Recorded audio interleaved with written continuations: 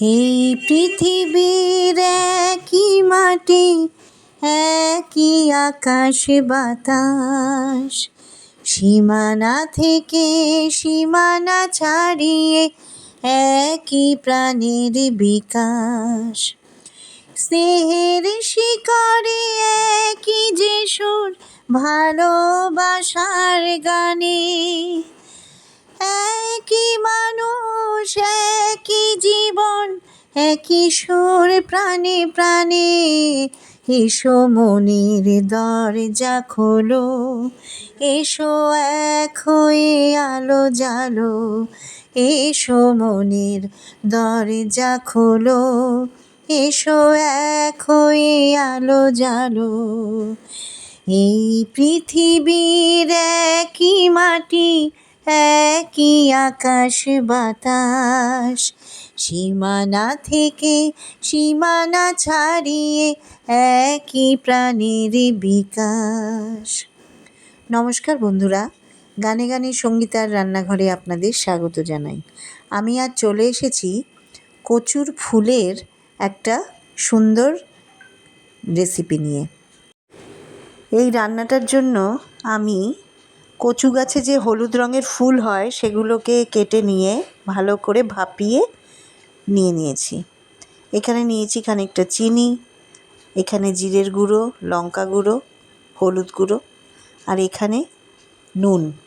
তারপর পেঁয়াজ, লঙ্কা, কাঁচা লঙ্কা, রসুন আর আদাকে কুচিয়ে রেখেছি। আর এখানে খানিকটা মাছের তেল ভালো করে ধুয়ে রেখেছি। মাছের তেলটা দিয়েই এই কচুর ফুলটা করব। এবার প্রথমে আমি এই মাছের তেলের মধ্যে একটু হলুদ গুঁড়ো, একটু লবণ আর একটু লঙ্কা গুঁড়ো, একটু জিরে গুঁড়ো মাখিয়ে নিচ্ছি।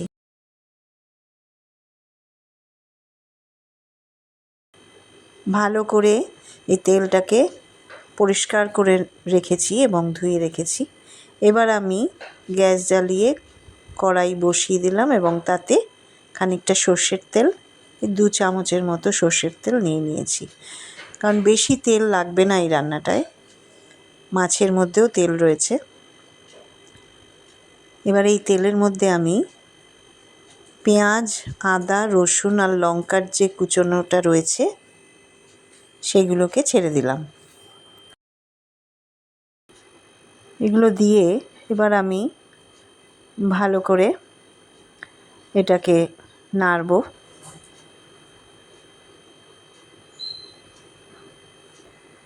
ভালো করে মিশ্রণটাকে নেড়ে দিচ্ছি যাতে পুরো ব্যাপারটা নরম হয়।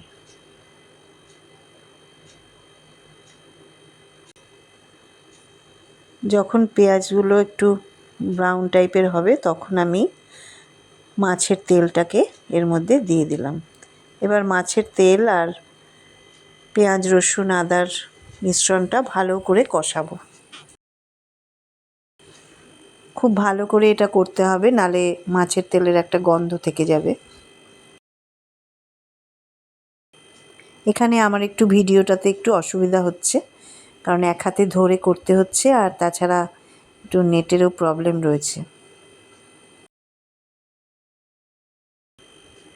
এইবার আমি এর মধ্যে ভাপিয়ে রাখা কচুর ফুলগুলোকে দিয়ে দিলাম। এবার আবার ভালো করে এটাকে কষাবো। এই রান্নাটার মধ্যে বিশেষ কিছুই নেই, কিন্তু খেতে খুব ভালো হয়।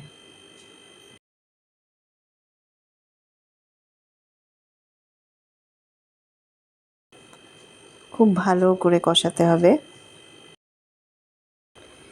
কেউ যদি মাছের তেল ছাড়া চিংড়ি মাছ দিয়ে করতে চান তাও পারবেন, আর যদি এমনি শুধু করতে চান সেটাও করা যাবে, সেটাও ভালো লাগবে।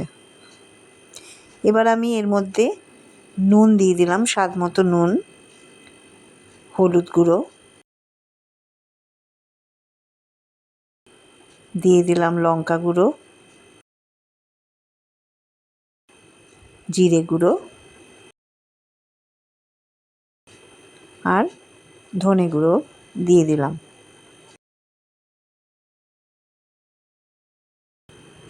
আর একটু হলুদ দিলাম। এবার ভালো করে আবার পুরো ব্যাপারটা কষে নিচ্ছি।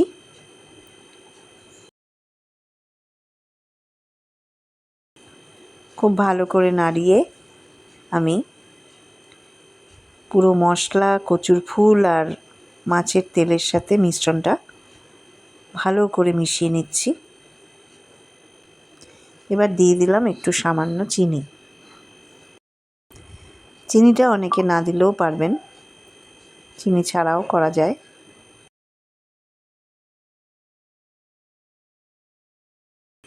এবার এতে আমি একটা জিনিস দেব, সেটা হচ্ছে আমি তখন বলিনি, একটু তেঁতুল গুলে রেখেছিলাম, কারণ কচুর ফুল তো বলা যায় না, অনেক সময় কচুর ফুলে গলা ধরতে পারে, নাও ধরতে পারে, কিছু কিছু কচুতেও তো গলা ধরে, তাই একটু তেঁতুল গোলা জল দিয়ে দিলাম, তাতে টেস্টটাও খুব ভালো লাগবে, একটু টকটক হবে। দেখুন আমি অল্প তেঁতুল গোলা জল দিয়ে দিলাম এর মধ্যে।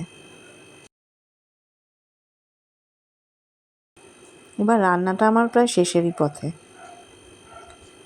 আর বিশেষ কিছুই করার নেই।